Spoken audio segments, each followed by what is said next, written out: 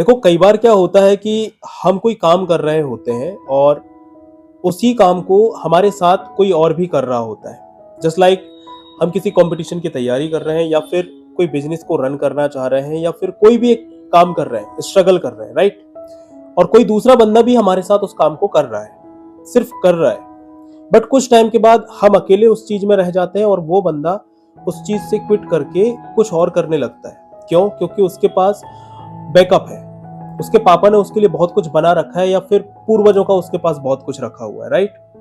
ये बोल के वो छोड़ देता है। अब जब हम अकेले कुछ टाइम तक उस वर्क को करते हैं तो हमारे मन में ये नेगेटिविटी आ जाती है कि हमें सब कुछ करना पड़ रहा है और उस बंदे के पास सब कुछ बना बनाया रखा हुआ है, उसके पापा ने उसको सब कुछ बना बनाया देकर रखा है। हम कुछ टाइम तक स्ट्रगल करते हैं, बट ये नेगेटिविटी जब हमारे माइंड में हावी हो जाती है तो हम हताश होकर अपने काम को छोड़ देते हैं।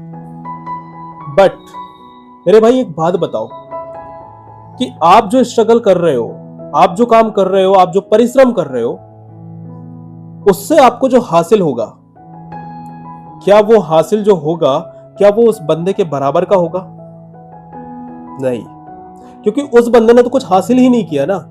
तो फिर आप जो मेहनत कर रहे हो वो उसके बराबर होने की नहीं कर रहे हो। उसे किसका बिजनेस मिला है? उसके पापा का। तो ऑब्वियसली बात है, आप जो मेहनत कर रहे हो वो उसके बराबर होने की नहीं कर रहे हो। आपकी जो मेहनत हो रही है ना, वो उसके पापा के बराबरी की हो रही है। तो सारा खेल आपके माइंड का है कि आप माइंड को किस वे में लेकर जाते हो। इसलिए दोस्त, अपने माइंड को पॉजिटिव वे में लेकर जाओ, तुम सक्सेस जरूर होगे।